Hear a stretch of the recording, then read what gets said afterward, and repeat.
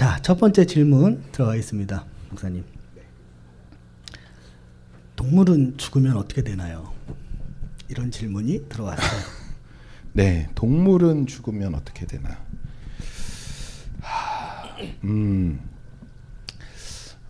사실 요즘 동물 특히 우리 뭐 반려견, 반려묘 해서 어떻게 보면 가족과도 같은 그런 이제 굉장히 우리와 밀접한 관계가 있고, 요즘 보니까 이제 동물 그렇게 함께 살던 개나 고양이가 죽으면 또 장례식도 하고 묘도 만들고 이렇게 하는 것들을 이렇게 종종 보게 되는데 굉장히 또 아름다운 일이고 좋은 일이라고 생각합니다. 그런데 이제 동물은 이제 어떻게 죽으면 어떻게 되는가, 이거는 참 뭐 성경에 나와 있지 않기 때문에 우리가 뭐 어떻다라고 확실히 얘기할 수는 없지만, 저는 이제 동물은 없어지면 어떻게 되느냐, 그냥 없어진다고 생각합니다. 왜냐하면 하나님이 인간에게만 영혼이라는 걸 부어주셨죠. 인간에게만. 그리고 인간에게만 영원히 살 수 있는 것들을 이제 주셨다라는 것이죠. 우리 나중에 조금 보면 알겠지만, 여러분 죽음이라는 게 언제 들어왔냐면, 우리가 인간이 선악과를 먹기 전에는 아마도 인간과 동물들은 아마 죽지 않았을 거예요. 그런데 인간이 죄를 범함으로 말미암아 이 죽음이라는 게 들어오게 된 거죠. 그래서 이제 죽게 되는데, 하나님이 인간에게만 영원히 살 수 있는 기회를 주셨어요. 근데 이 기회가 무엇이냐면, 예수 그리스도를 믿음으로 말미암아 영원히 살 수 있게 하셨어요. 근데 이거는 믿음의 고백이죠. 그런데 우리가 알다시피 동물들은 믿음의 고백이라는 걸 할 수 없는 것이죠. 그래서 저는 동물은 죽으면 그냥 흙으로 돌아간다라고 생각합니다. 네. 이건 이런 극단적인 상황도 있을 수 있는데, 우리가 키우던 반려동물들이 이제 죽게 되면 슬프잖아요. 네. 그래서 어떤 분이 우리 반려동물을 위해서 네. 목사님 오셔서 추모 예배를 좀 해주실 수 있겠습니까? 하고 하면 네. 이거 어떻게, 목사님은 그 성도를 위해 가실 건가요? 아니면 어떻게? 자, 이거 즉흥적으로 제가 물은 질문입니다. 네. 추모 예배를 갑니다. 가서 개를 위한 추모 예배가 아니라 그 개를 잃고 슬퍼하고 힘들어하는 그 분들을 위한 위로 예배를 드릴 것 같아요. 네. 그분들을 좀 회복시키고. 네. 동물이지만 네. 그래도 같이 산 가족으로 그럼요. 생각하시는 그런 분들의 마음을 네. 위로하는 것이 더 네. 중요하다, 이렇게 말씀을 하시는 것 같아요. 네. 창세기 보면은 하나님의 창조 사역이 나오잖아요. 네. 저는 그걸 보면은 다섯째 날에 동물들을 만들어요. 그렇죠? 근데 그때 하나님이 저는 저의 생각은 목사님 말씀하신 거하고 네. 조금 다를 수도 있는데, 네. 생육하고 번성하라라고 하나님의 말씀을 하시는 걸 보면서 그렇게 지음 받았구나. 동물은 생육하기 위해서 먹을 것이 중요하고, 먹을 것을 찾고 번성하기 위해서 새끼들을 낳아 기르고 지극정성으로 돌보면서 하게끔 하나님이 창조하셨구나 라고 생각이 들어요. 그래서 생육하고 번성하라라는 이 말뜻의 이면에는 그들에게 수명이 있다라고 생각을 해요. 그래서 그 수명이 있기 때문에 생육하고 번성하라는 그 말씀 안에서 그들이 아니고 동물들이 이제 새끼를 낳아서 기르고 죽고 흙으로 다시 돌아가는 것은 하나님이 그렇게 창조하신 자연스러운 것이다. 저는 그렇게 생각을 하면 좋을 것 같아요. 그래서 정말 제가 키우던 반려동물이 죽으면 마음이 많이 아프고 슬프죠. 근데 이제 그 반려동물을 위해서 매년 그 반려동물을 추억하고 기리는 어떤 행위를 하고 하는 것들은 믿지 않는 사람들이 하는 것이다라고 생각을 하고, 믿는 사람들은, 성경을 아는 사람들은 슬프지만 그것을 좀 잘 극복해서 그렇게 하나님이 창조하셨다라는 것으로 생각하시는 거죠. 제가 이제 좀 오해하실 수 있어서 추모 예배를 한참 전에 걔가 죽었는데 추모 예배를 드린다고 몇 년을 계속한다. 그러면 이제 제가 가서 얘기하겠죠. 그러지 마시라고. 정신 차리세요. 하지만 이제 저는 그 장례 뭐 예를 들어서 뭐 장례 예배다 뭐 이런 식으로 해갖고 이제 저를 부른다고 했을 때 죽은 지 얼마 안 됐으니까 위로차 갈 수는 있지만 이 아이를 이제 계속 추모하기 위해 저를 계속 부른다면 연락을 안 받습니까? 아니요, 가서 이제 밥 한번 사주면서 네, 제가 이제 아주 따뜻한 이제 욕을 해주겠죠. 네, 하여튼 네. 훌륭하십니다. 그렇습니다. 자, 두 번째 질문 들어가도록 하겠습니다. 네. 아, 제가 녹음되는 거라 조심스럽네요. 네. 저희 댓글로 공격을 받을 수 있기 때문에 네. 감사합니다. 자, 두 번째 질문. 네. 공룡은 있었나요? 자, 공룡 이야기가 나왔습니다, 목사님. 네, 공룡이 참 이 공룡이 어려운 존재죠. 네. 왜냐하면 공룡은 사실 과학적으로 얘기할 때는 인간 전에 살았던 존재들이죠. 우리가 이제 과학적으로 볼 때 인간이 이제 있기 전에 그러니까 세상이 얘기할 때는 이제 공룡이 예, 그런데 살던 이제 그런 동물이라고 해야 되죠. 하여튼 공룡들, 예, 동물이죠. 그렇기 때문에 사실 이것이 이제 어떻게 우리가 이해해야 하는가가 중요하죠. 그런데 이제 성경에서 공룡이라는 단어는 없어요. 그런데 이 공룡을 지칭하는 듯한 단어들은 많이 나와요. 예를 들어서 우리 욥기서에 보면 베헤못이라는 단어, 또 탄니인이라는 단어, 이런 것들이 이제 거대한 동물. 그래서 베헤못도 굉장히 거대한 동물이다라고 이야기하고, 탄니인은 이제 이것을 해석할 때 우리가 용, 뭐 이제 거대한 동물, 파충류 뭐 이렇게 해석을 하거든요. 그래서 성경이 말할 때 사실 이게 이제 창조과학 뭐 이런 거와도 이제 연관이 있어요. 이 공룡이라는 존재가. 왜냐하면 이것이 그러면 어떻게 설명을 해야 되는가라는 이제 그런 문제들도 있지만, 여하튼 지금 이 질문에서는 공룡은 실제 했나요라는 이 질문의 답은 했다입니다. 네, 했다. 저도 네. 그렇게 생각을 합니다. 저는 공룡 이런 것들을 되게 좋아해요. 그래서 그럴 것 같아요. 그래서 찾아봤습니다. 네. 구약 성경에서 방금 목사님 말씀하신 그 탄니인이라는 단어, 그 단어가 이제 그런 거대한 어떤 생명체를 지칭하는 단어인데, 그 단어가 얼마나 나왔나 한번 찾아봤더니 구약 성경에서 27번이나 이 탄니라는 단어가 사용되더라고요.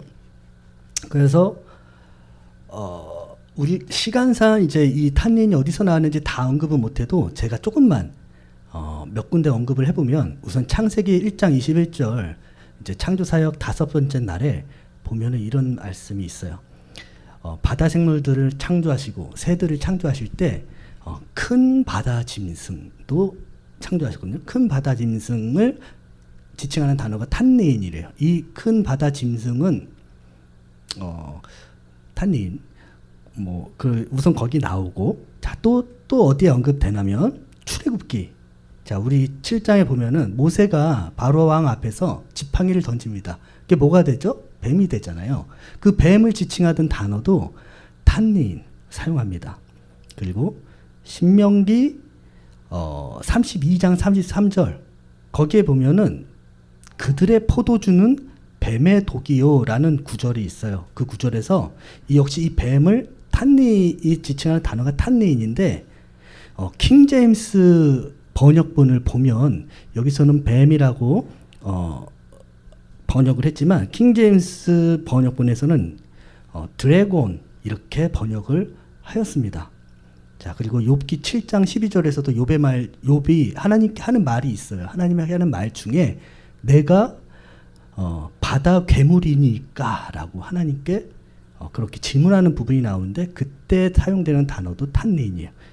자, 이 밖에도 창세기, 출애굽기, 신명기, 욥기, 시편, 이사야, 예레미야, 에가서, 에스겔, 미가서 이렇게나 많은 곳에서 이 탄니인이라는 단어가 나오는데 대부분 개역개정에서 이 번역된 단어들은 뭐로 번역되냐면 뱀이나 큰 물고기, 고래 이런 단어들로 번역이 되고 특이하게도 이 탄니인이라는 단어를 일이나 승냥이 또는 들깨들 이렇게 번역된 부분들도 있습니다.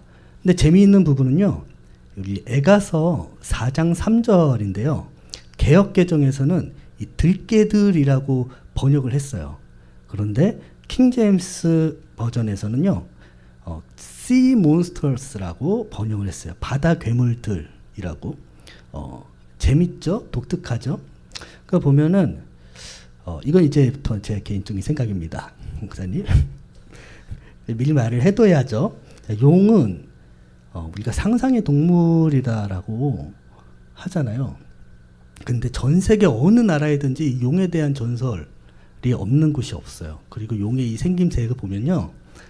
뱀, 뭐 기다란 큰 뱀이나 아니면 도마뱀 같이 생긴 파충류처럼 묘사를 합니다. 전 세계 사람들이 어떻게 한 번도 보지 못한 이 상상의 동물들을 이렇게 비슷하게 묘사를 다 같이 할 수 있을까? 미스테리지 않을까? 그냥 그 정도 선에서 끝내야 제가 괜찮을 것 같아요. 큰일 날 뻔했습니다. 그러니까요. 공격받을 네, 뻔했습니다. 네. 그래서 이 정도에서 끝내고 자 그리고 또 말씀드린 대로 욥기에 보면 베헤모스 생명체 등장하는데 개역 한글 버전에서는 하마라고 번역을 해놨는데 개역 개정에서는 다시 베헤모스라고 수정을 했죠. 하마가 아니기 때문에 그런 것 같아요. 왜냐하면 욥기 40장에서 하나님이 이 생명체에 대해서 짧게 묘사를 합니다. 설명합니다. 이 생명체가 무엇인지 우선 풀을 먹는 초식 동물이에요. 그리고 그 힘이 허리에 있고 그 뚝심은 배의 힘줄에 있고 그것이 꼬리치는 것이 백향목이 흔들리는 것 같다. 그리고 그 뼈는 놋과 같고 그 뼈대는 쇠막대기와 같다. 아주 튼튼하다는 얘기죠. 이렇게 말하고 있는데 자, 백향목 성경에서도 많이 나오는 나무고 되게 레바논이라는 나라에서도 이 백향목이 유명한 그런 나라로 나오죠. 이 백향목은 크기가 40m나 된다고 하는 큰 나무라고 해요. 꼬리를 칠 때 이렇게 커다란 나무가 흔들리는 것 같이 묘사를 해놨다라는 것이죠. 이 베헤못이라는 생명체. 자, 집중하세요. 베헤못이라는 중요한 얘기하고 있습니다. 그래서 이 베헤못은 제 생각에는 커다란 초식 공룡이지 않았을까? 저는 그렇게 생각을 해요. 그래서 공룡은 또 실제 화석도 발견되고 발자국도 발견되고 또 화석들이 발견되는 것으로 보아서 실제로 있었다. 저의 상세한 설명. 우리 공룡 전문가. 네, 우리 공룡 상상의 나래가 네. 아주 여러분 공룡 관련 설교를 이걸 한번 증거가 부족해요. 다 저의 머리에서 나온 거예요. 네, 하고 싶습니다. 네. 뭐 어쨌든 결론은 공룡은 있었다. 자, 해결되셨습니까? 자, 세 번째 질문 가겠습니다. 세 번째 질문도 애매하네요. 성경에서의 지구 연대와 과학적인 지구 연대가 차이가 있는데 그 이유는 무엇인가요? 자, 이런 질문입니다. 사실 이게 좀 어렵습니다. 왜냐하면 이제 세상에 우리가 이제 지구과학이나 이렇게 배울 때 이 지구의 연대를 이제 우주가 처음 생겨난 시기가 이제 160억 년 전, 뭐 또 뭐 인간이 뭐 이 지구가 또 태어난 거는 뭐 60억 년, 뭐 인간이 태어난 건 100만 년 전 뭐 이런 식으로 나눠져 있잖아요. 그런데 우리가 이제 흔히 창조 과학회 이런 데서 이야기할 때 이걸 뭐라고 얘기하냐면 젊은 지구론이라고 얘기해요. 그래서 이 지구가 6,000년 정도 됐다, 인류가.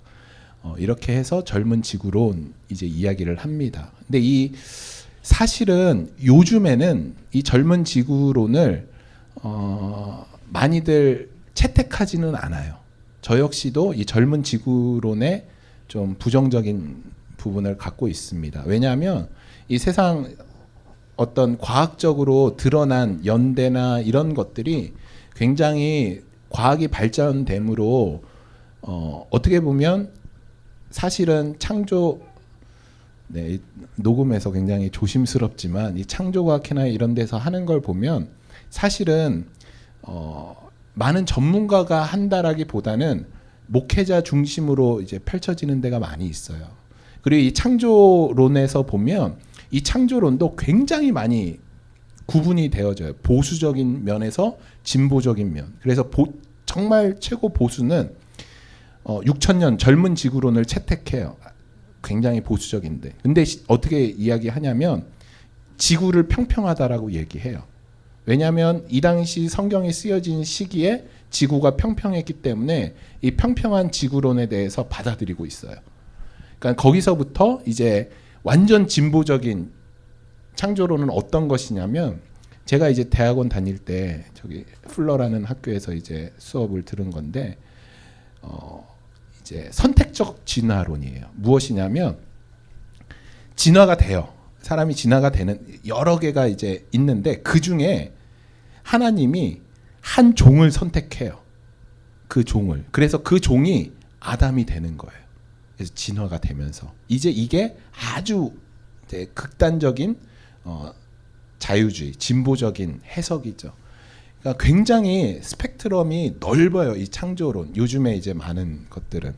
그래서 저는 예를 들어서 여러분 제가 이제 공룡에 대해서도 얘기했는데 여러분 이 세상에 이거를 받아들이기 위해서는 공룡이나 이런 생물들이 멸종되고 인간이 탄생이 되는 거잖아요. 그런데 여러분 죽음은 어디서 들어왔나요? 성경에서 죽음은 인간을 통해 들어왔어요. 분명히 인간의 죄로 말미암아 죽음이 들어왔다라는 것이에요. 그렇게 우리가 믿을 때 공룡이나 이미 인간 전에 생겨나서 죽은 동물들을 우리가 신학적으로 어떻게 보느냐가 이제 이 신학계에서 굉장히 큰, 지금도 굉장히 논란이 많은 것이에요. 그래서 우리가 이 지구를 또 창조를 어떻게 받아들여야 하는가는 굉장히 많은 신학자들이 논란이 있고 지금도 싸우는 부분인 거예요. 그래서 우리가 이제 이 죽음에 대한 영역도 다르게 해석해야 된다라는 신학자들도 있어요. 인간에게 이제 죽음이 온 이 죽음과 동물, 우리 전사님이 이야기한 것처럼 아까 전에 이 동물들은 죽는 것은 이제 하나님이 만드신 어떤 창조론 쪽에서 보는 것. 그러니까 이런 쪽으로 전사님이 이제 말씀하신 신학자들도 있어요. 그러니까 다른 죽음이다. 이것을 이제 신학적으로, 이거 굉장히 어려운 이야기죠. 그렇기 때문에 우리가 쉽게 창조론 뭐 해서 딱 받아들이고 뭐 해서 받아들이고 사실 그거는 제가 볼 때는 조금 위험하다라는 생각이 있고요.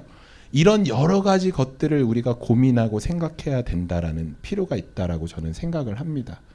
그래서 저는 창세기 1장 하나님의 천지 창조를 어떻게 여러분들께 이야기 드리냐면 여러분 사실은 창세기 1장, 2장, 3장 장이 아니라 창세기 1장 1절에서 2절 말씀, 창세기 1장 3절 말씀은 격차가 있어요.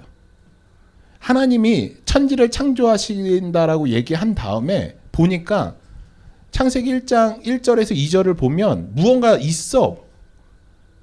하나님이 창조하기 전에 무언가 만들어 놓으셨던 거예요. 그것을 3절부터 질서를 만들어 놓으시는 거예요. 그거를 우리가 이제 천지 창조다라고 이야기하는 것이죠. 그러니까 무언가 혼돈한 게 있다라는 것이죠. 그러니까 이제 그런 부분을 우리는 또 그것을 어떻게 할 것인가. 또 인간이 언제부터 생겨났다. 사실 우리가 그것도 이제 모르는 게 아담을 아기로 만드신 거 아니잖아요. 다 성장한 사람으로 만드신 거잖아요. 아담이 한 900살까지 살았는데 몇 살부터 만드셨나. 그러니까 여러 가지 우리가 생각해 볼 게 있다라는 것이죠. 그런데 이제 저는 사실 창조과학회라는 것에 대해서 개인적으로는 약간 좀 부정적으로 생각을 갖고 있어요. 왜냐하면 하나님이 창세기 1장 1절에 뭐라고 말씀하시냐면 태초에 하나님이 천지를 창조하셨다라고 말씀하셔요. 여러분 태초라는 단어, 천지라는 단어, 하나님이라는 단어, 창조라는 단어, 이 네 단어로 창세기 1장 1절이 시작해요. 창세기 1장 1절이 그렇게 시작한다는 것은 다른 면으로 어떤 것이냐면 성경이 그렇게 시작한다는 거예요. 성경이. 여러분 태초라는 단어를 인간이 연구해서 알 수 있나요? 이 세상 과학도 태초를 설명하지 못해요. 그래서 론이에요. 론, 진화론, 빅뱅 이론. 그냥 터졌대요.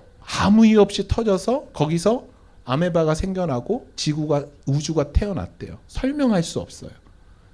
태초라는 단어는 지금 우리 인간으로서 설명할 수 없는 단어죠.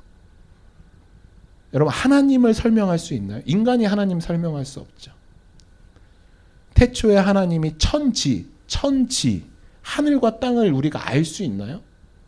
땅 끝이 어디예요? 하늘 끝이 어디예요? 우리 알 수 없어요. 창조를 우리가 알 수 있나요? 우리가 창조를 알 수 없죠. 성경은 태초에 하나님이 천지를 창조하셨다. 인간이 알 수 없는 단어로 시작을 해요. 그러면 하나님이 그렇게 성경을 우리에게 주신 이유가 무엇이냐? 믿으라는 거예요. 성경은 믿음으로 시작하는 거예요. 우리가 이것을 이론적으로 풀어 헤치고 우리의 이성적으로 설명하려고 이것을 해석하고 풀고, 여러분 우리가 이 창조 이런 놀라운 일들을 어떻게 믿지 않는 사람들에게 설명할 수 있겠어요? 또 우리가 어떻게 이것을 이해할 수 있겠어요? 저는 그래서 이게 무엇이 중요하냐라는 것이에요. 그거 알아서 뭐 하게? 왜냐하면 하나님은 그거 알라고 했으면 그걸 설명해 주셨겠죠. 근데 하나님이 우리에게 원하시는 것은 믿음이에요. 하나님이 천지를 창조했다, 믿어라. 그래서 하나님이 여러분 천지를 창조하신 내용을 하루 이틀 3일 이걸로 설명하시잖아요. 여러분 이때 하나님이 진짜로 24시간 동안 하루를 써서 이거를 창조하시고 그 다음날 또 창조하시고 그러셨겠어요? 그러시지 않았어요. 그때는 시간 개념이라는 게 없었죠.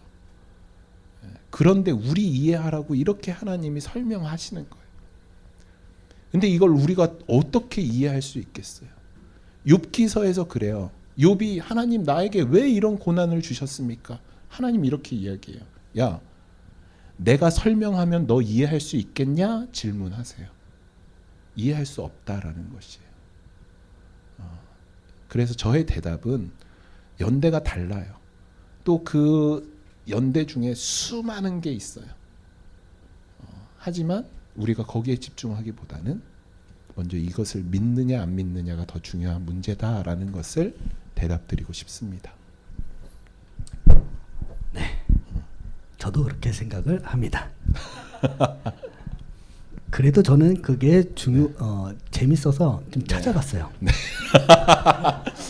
찾아봤는데 우선은 과학 시간에 학교에서 배우잖아요. 근데 그것을 너무 정해진 딱 뭐랄까 이론이 아니고 이미 교과서처럼 사실처럼 가르치고 있다라는 거예요. 그래서 보통 과학자들이 지구의 나이를 어떻게 계산을 하냐면요. 여러분 아마 기억나실 수도 있는데 방사성 탄소 측정법이라고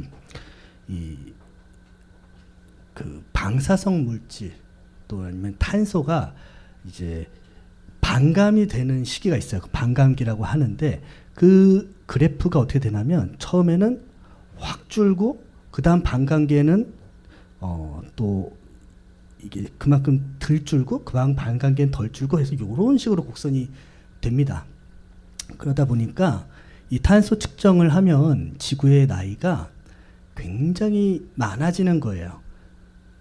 그렇게 이제 지구의 나이를 측정을 하죠. 왜냐하면 탄소 측정법을 선택하는 이유가 있더라고요. 보니까 환경의 영향을 거의 받지 않아요. 그리고 뭐 열이나 이런 영향을 잘 받지 않고 오로지 시간의 영향만 받아요. 그렇기 때문에 이 측정법으로 지구의 나이를 이 사람들이 계산을 했을 때 이건 정확하다라고 말을 하는 거예요. 근데 우리가 수학도 그렇고 과학도 그렇고 항상 이론을 공부할 때 들어가는 게 있어요. 가정이에요. 가정. 그 가정이 뭐냐면 지금의 지구의 대기상에 있는 이 원소들과 그때 당시 대기상에 있는 그 원소들이 같았을 때라고 가정했을 때예요. 같지 않았겠죠? 같았을 수도 있고 안 같았을 수도 있을 거예요. 안 같았을 확률이 더 크죠. 근데 그래서 같지 않으면 이 계산이 안 되기 때문에 가정을 하는 것입니다. 지금의 지구와 그때의 지구가 같았을 때로 가정한다면 지구의 나이가 이렇게 될 것이다. 굉장히 오류가 있는 방식인 것이죠. 그래서 아까 목사님 말씀하신 것처럼 진화론도 확정되지 않은 이론이고 창조론도 우리가 확실하게 교과서처럼 확정되지 않은 이론에 불과하지만은 확실한 것은 이 사람들은 자기들이 발견하는 흔적을 쫓아서 그 처음을 찾아간다라고 한다면 성경은 이미 그 해답을 우리에게 명확하게 들려주고 시작을 한다라는 거예요. 어떻게 보면 진화론도 신앙에 가깝다라고 봐요. 그래서 진화론을 믿는 것도 그 증거가 없고 알 수 없는 것을 믿는 것이기 때문에 그들도 신앙을 가지고 믿는 거예요. 창조론을 선택한 사람들도 성경을 토대로 믿는 것이고, 자, 그렇다면 이미 명쾌한 해답을 성경에서 제시하고 있는데 그 해답이 나와 있는 것과 나와 있지 않은 것을 둘 중 하나 믿어야 한다면 무엇이 더 현명한 판단일까? 이런 생각을 우리가 한 번쯤 하고 지나갈 수도 있을 것 같기는 합니다. 네. 이거까지 하죠. 네. 너무 몇 개 못했어. 몇 개 못했어요. 4번까지 빨리 하도록 하죠. 천국은 어떤 곳인지 궁금합니다. 천국. 네. 사실 제가 천국에 다녀와 봤습니다. 기도하는 가운데 3층 천을 가보고 얼마나 좋을까요? 가보면 저도 가지 못해서 어떤 곳이다 이제 말씀드리기가 힘들지만 성경을 토대로 여러분들께 말씀드리면 우리가 오해하는 것 중에 어떤 게 있냐면 천국을 오해가 아니죠. 맞는 말이죠. 그런데 자꾸 이제 천국을 어떤 환경적인 요인으로 생각하셔요. 그러니까 천국이 막 황금집이고 막 진짜 막 번쩍번쩍하고 막 아름다운 나무가 있고 막 그런 곳이다. 그러니까 이제 천국은 어떤 곳이냐 했을 때 천국이 얼마나 좋냐, 얼마나 아름답냐, 얼마나 많은 것들을 소유했냐, 뭐 이런 식의 생각으로 우리가 천국이 어떤 곳이냐라는 질문을 할 때가 이제 많이 있죠. 여러분, 천국은 진짜 아름다운 곳이에요. 뭐 보나 마나 딱 나왔지 아름다운 곳이죠. 근데 천국이 아름다운 것이 뭐가 중요하냐라는 것이에요. 천국에 금이 있고 황금이 있고 먹을 것이 진수성찬이 있는 것이 여러분 그거를 맨날 보고 맨날 먹는다고 생각해 보세요. 영원히 그 아름다운 거를 한 일주일만 봐도 지겨울 거예요. 그렇죠? 일주일은 심했다. 한 2년 가죠. 2, 3년만 봐도 지겨울 거라고 생각이 들어요. 그 엄청나게 맛있는 거 뭐 먹는다고 쳐봐요. 그 한 몇십 년 먹으면 그 맛이 그 맛이고 질리잖아요. 요즘 뭐 저는 막 맛있는 것보다 불량식품이 더 맛있고 뭐 그런 것처럼 그러니까 제가 이 말씀을 왜 드리냐면 천국을 그런 식으로 우리가 생각하고 이해해서는 안 된다라는 것이에요. 예수님이 천국에 대해서 말씀하실 때 뭐라고 말씀하시냐면 천국은 아픈 사람이 없대요. 눈먼 자가 눈을 뜬대요. 예, 안진뱅이가 일어선대요. 눈물도 없대요. 슬픔도 없대요. 그러니까 천국은 오직 기쁨과 평안이 넘치는 곳이 천국이다라는 것이에요. 그런데 여러분 중요한 게 있어요. 그 기쁨과 평안과 안식을 누리는 곳이 천국인데 그러면 그 평안과 안식과 기쁨이 황금이 있어서 먹을 것이 풍성해서 영원히 살아서 그런 것들을 누리냐 한다는 것이죠. 그게 아니다라는 것이에요. 그것에 오늘 설교처럼 그것의 근원 되신 하나님이 함께 하시기 때문에 우리가 날마다 새롭게 평안, 날마다 새롭게 안식, 날마다 새롭게 기쁨을 누리는 곳이 천국이다라는 것이에요. 여러분 시편에서 다윗이 이런 고백을 해요. 하나님은 날마다 새롭습니다. 주님이 부어주시는 그 은혜가 아침마다 새롭고 여러분 얼마나 놀라운지 아세요? 아침마다 새롭대요. 여러분 그게 바로 천국이다라는 것이에요. 천국은 환경 그런 것이 중요한 게 아니라 하나님이 우리와 함께하는 것. 그래서 다윗 시편에서 놀라운 고백을 해요. 내가 비록 지옥에 있다 할지라도 이 지옥에서 주님과 함께 한다면 그곳이 천국입니다. 그렇기 때문에 천국은 그런 환경적인 것이 아니라 주님과 함께해서 주님으로부터 받는 기쁨과 평안을 누리는 곳, 그것이 완성된 곳이 천국이다라는 것이죠. 네. 여기서 저도 꿈에서 천국을 본 것 같습니다. 할렐루야, 할렐루야. 이게 장난이 아니고 네. 저는 꿈에서 여러 가지 재밌는 체험들을 많이 했긴 했었어요. 이걸 얘기하면 밤을 새야 되는데 언젠가 기회가 있겠죠. 네. 우선 그 중에서 제가 교회를 가고 있는데 땅에 교회 가고 있는 그 길에 땅에 지금까지 제가 갖고 싶었던 거 다 떨어져 있는 거예요. 뭘 갖고 싶으셨어요? 로봇 변신 장난감 막 이런 거. 어렸을 때. 어렸을 때요. 네. 네. 다 주웠죠. 다 주워서 주머니에 막 다 넣었어요. 그리고 교회를 도착했죠. 교회 도착해서 이렇게 보니까 사람들이 우선 교회 내부, 저는 이제 교회 바깥에서 교회 안을 들여다봤는데 형광등이 한 수천 개 펴진 것처럼 하얘, 엄청 하얗더라고요. 그리고 사람들이 거기서 찬송가 이렇게 찬양을 하고 있는데 너무 기쁘게 찬양을 하고 있는 거예요. 바깥에서 이렇게 제가 보고 있었는데 저도 이제 나도 빨리 저기에 들어가서 동참하고 싶다 할 정도로 엄청 기쁘고 행복하게 찬양을 하고 있더라고요. 그 저도 들어가려고 한 발을 이렇게 딱 넣었어요. 들어갔을까요? 못 갔을까요? 못 들어가. 왜 그렇게 생각을 하십니까? 너무 많아서 문을 통과하지 못해서.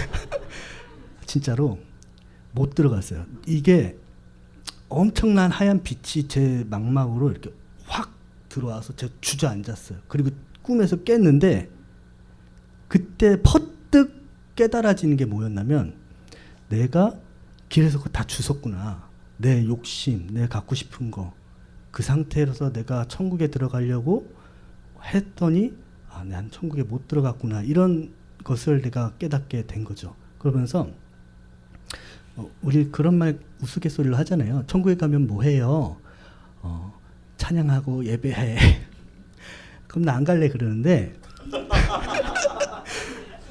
제가 봤을 때는 지금은 우리가 이 땅에 살기 때문에 이 죄의 영향을 받잖아요. 그러니까 이게 다 우리의 의지를 들여야 돼서 힘든 거야. 우리는 죄하고 항상 싸우는 거야. 하나님 앞에 나아가야 하는 우리의 속사람과 가기 싫어. 오늘 하루만 쉬어. 라는 이 겉사람하고 싸우기 때문에 힘들어할 수 있겠다는 생각이 드는데 그 안에 가면은 마치 너무 자연스럽게 내가 하나님을 찬양한 것이 기쁘고 즐거운 거예요. 우리가 기쁘고 즐거운 일을 하는데 힘들어하거나 하지는 않겠다라는 생각이 들더라고요. 그거 보면서. 그래서 제가 그때 꿈에서 못 들어갔지만은 천국을 보았던 그런 경험이 있는데, 이게 뭐 저는 그렇게 믿고 있습니다. 근데 저는 천국 가서 맨날 예배드리고 막 기도하지 않을 것 같아요. 왜냐하면 하나님이 함께 하시는데 뭐 계속 그 일을 하지. 왜냐하면 아담을 보면 아담이 되게 에덴 동산에서 바빴어요. 왜냐하면 아담이 어디서 뭐 일을 하고 있을 때 하와가 그 선악과 열매를 자기 혼자 보거든요. 아담은 어디 가서 뭐 하고 있다는 거예요. 그 찾으러 가잖아요, 아담. 그 아담이 와서 그 일들을 하자니까. 천국에서 뭔가 우리가 막 노동을 하고 그러진 않지만 무언가 우리가 우리의 마음과 우리의 뭔가를 기뻐할 수 있는 어떤 일들이 있지 않을까. 예. 맞아요. 그리고 아까 말씀하셨듯이 많은 사람들이 이 천국의 개념을 내가 예수를 이 땅에서 잘 믿었으니까 하나님이 나에게 주시는 선물, 보상의 개념으로 조금 생각하시는 분들이 많이 있는 것 같아요. 저도 주일학교 때부터 선생님이 하시는 말씀, 천국에 대해서 이렇게 하셨던 말씀 중에 그 이미지가 어떻게 있었냐면은, 우선 황금으로 만든 길은 기본 깔려 있고요. 그리고 휘황찬란한 보석들, 이런 것들로 집을 지어서, 내가 살 성 같은 집을 지어서 예수님이 고생했다 그동안 하면서 주시는 거죠, 저에게. 천국관이 올바르진 않지만 기분이 나쁘진 않더라고요. 그거 생각하면은. 어떤 분들은 이런 말도 하시는 것을 제가 기억하는데, 예수님이 이 땅에 와서 목수 일을 하셨잖아요. 그 이유가 천국에서 우리 집을 지으기 위해서 하셨다, 이런 말씀도 하시더라고요. 네, 주님이 노하실 말을 그렇게 생각까지 하시는데, 영상에 녹화가 되고 있다는 것을 그래서 이름을 말하지 않았습니다.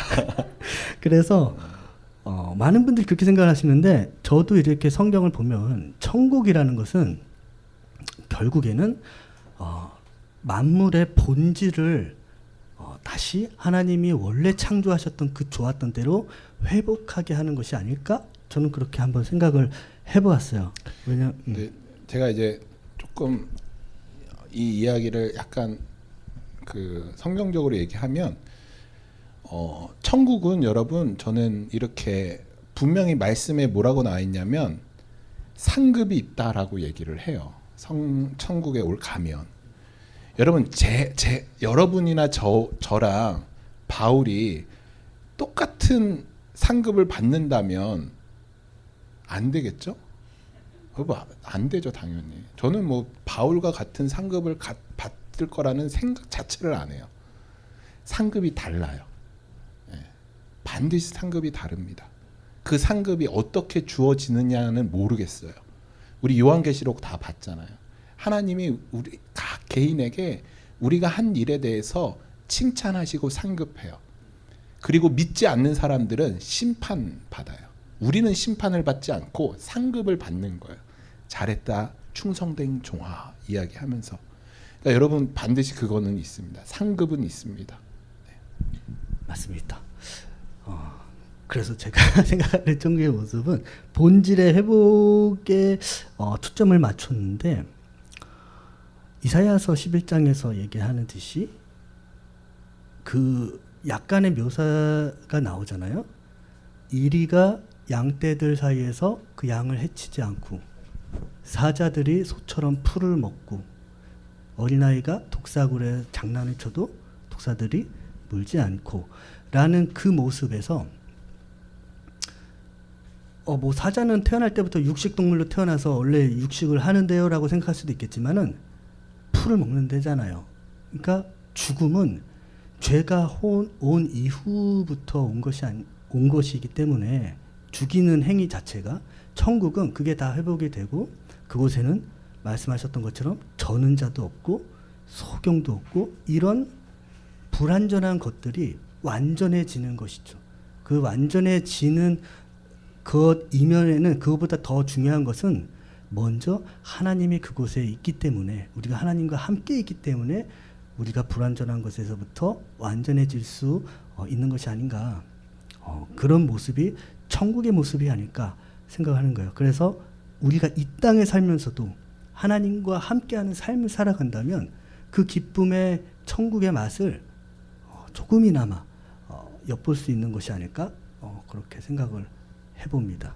목사님. 맞습니다. 감사합니다. 맞고요.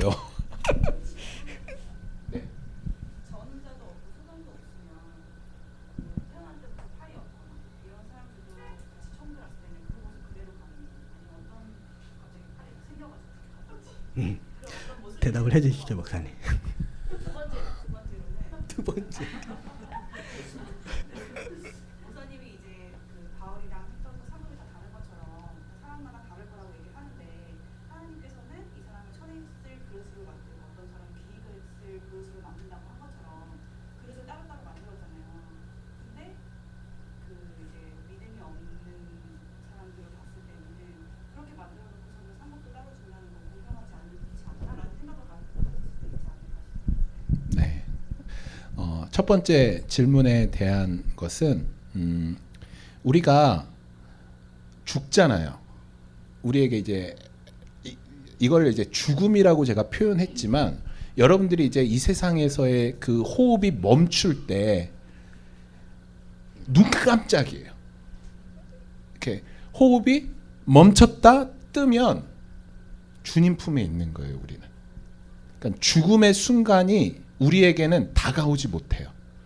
단지 환경이 바뀌는 거예요. 그러니까 우리에게는 여러분, 그러니까 죽는다라는 표현은 사실은 맞지 않아요.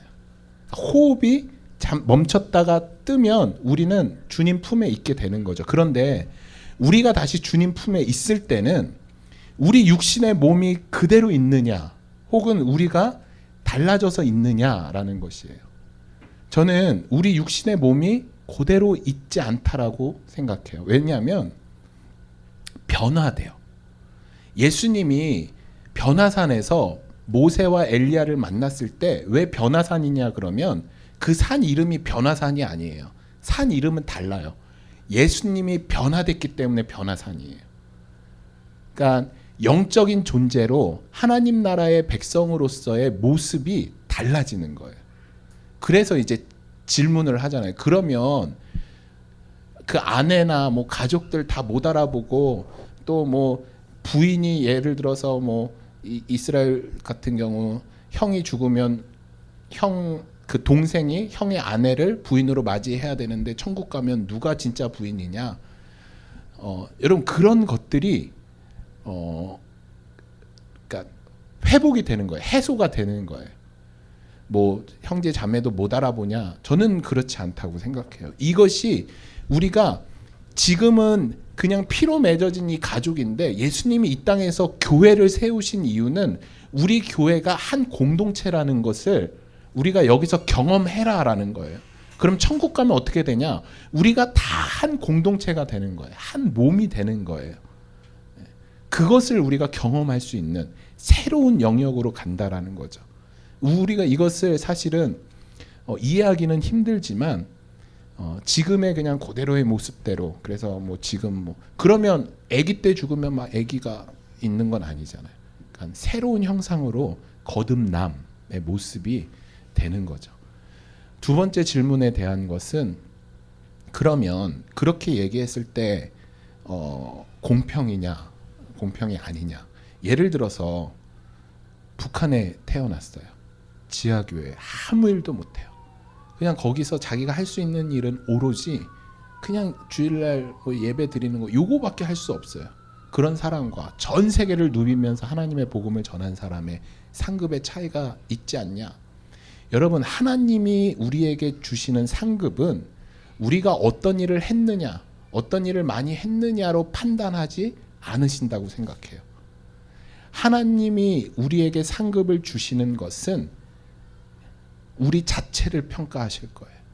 우리의 인생을 보실 거예요. 비교해서 네가 쟤보다 잘했지라고 비교해서 주시는 것이 아니라 내 인생을 그대로 보시고 내 인생에 대한 상급을 주시는 것이죠. 제가 왜 바울과 제가 상급이 다르다. 바울은 큰 일을 해서 나는 작은 일을 해서 상급이 다르다가 아니에요. 바울은 자기 삶에 있어서요 하나님 앞에 철저한 순종을 했어요. 저는 제 삶에 그렇게 순종하지 않은 것 같아요. 그래서 상급이 다르다라고 이야기하는 거지 어떤 일을 했느냐로 상급이 다르다는 아니다. 그래서 우리가 하나님을 공평하신 하나님이라고 부를 수 있고 고백할 수 있다라고 생각이 되어지죠. 맞습니다. 그래서 그게 연결해서 이렇게 보면은 사람들이 비교를 좀 많이 하잖아요.